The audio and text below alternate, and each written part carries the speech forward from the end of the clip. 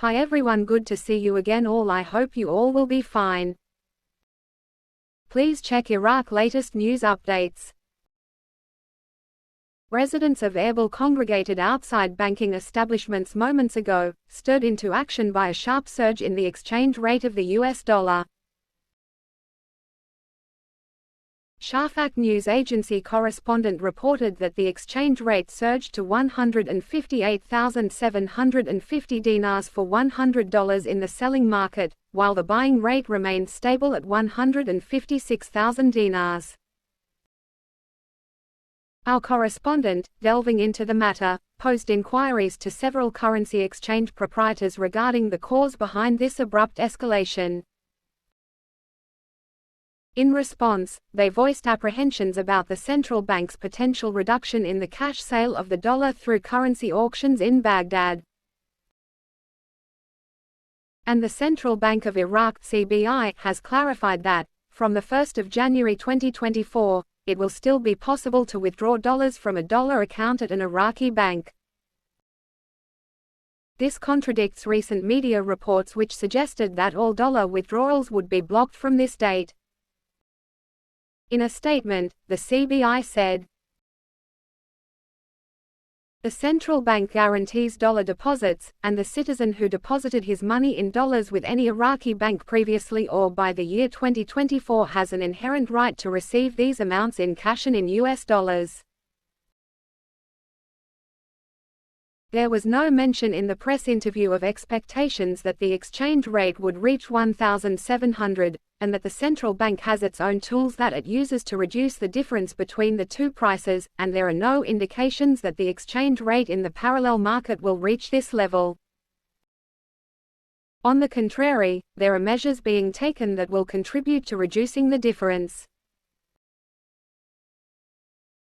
The reforms undertaken by the Central Bank of Iraq aim to achieve compliance of the bank and the banking system in general with international compliance standards, and to prevent the dollar from reaching parties prohibited from obtaining it or speculating with it. The announcement that the date of the 1st of January 2024 will be the beginning of stopping cash withdrawals includes transfers received only from outside Iraq according to certain arrangements that guarantee the sustainability of the business and does not in any way include citizens' balances in US dollars. Transactions in dollars are understood to be banned from the start of January. And Russian presidential spokesman Dmitry Peskov said that Russian President Vladimir Putin will meet with Iraqi Prime Minister Mohammad al-Sudani on October 10 and 11 in Moscow. The Kremlin representative added, "The visit will take place on October 11, or rather negotiations will take place on October 10, and this will be the official visit of the Sudanese Prime Minister of Iraq." Russian-Iraqi discussions will be held, and the Russian president will also meet with Mr. Sudanese during a working breakfast. According to him, on October 11, Putin and al-Sudani will participate together in the plenary session of the Russian Energy Week. And dozens of owners of exchange companies organized a protest demonstration in front of the central bank, demanding that the ban on their companies be lifted at the currency auction, especially since these decisions will contribute to the rise in the dollar exchange rates. They gathered in front of the gates of the central bank to protest, carrying banners in which they demanded that the central bank stop arbitrary measures and dismiss the corrupt people, as they described it. Owners of exchange companies say that these measures would cause the value of the dollar to rise further, especially since the recent rise was due to their being denied entry to the currency auction. And Washington rejected Iraq's request to obtain $1 billion in cash from the Federal Reserve Bank, under the pretext that it conflicts with their efforts to curb Baghdad's use of the dollar and stop illicit cash flows to Iran.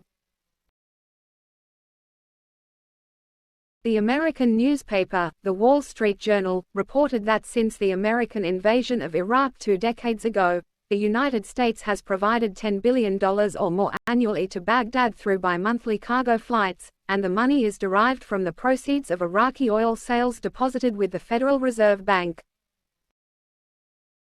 American officials said, banknotes in the hands of Iraqis have become a lucrative source of illicit dollars that go back to militias and corrupt politicians, as well as to Iran.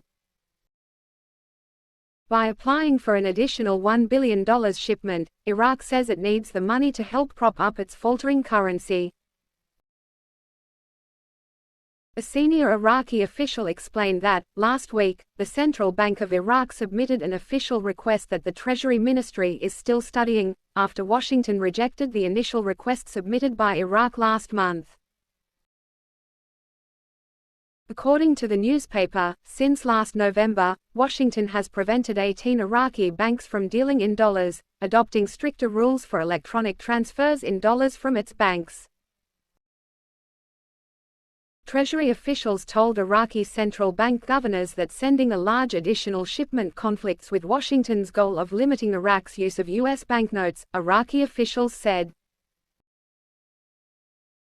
American officials spoke of conclusive evidence that some of the dollars that were arriving in Iraq were smuggled in cash over the years to Iran, as well as to Turkey, Lebanon, Syria and Jordan. A Treasury Department spokeswoman said regarding the Iraqi request, the United States continues to support Iraq with dollar banknotes and has not restricted its access to ordinary Iraqis and businesses, indicating continued work with the Central Bank of Iraq. Thanks, take care.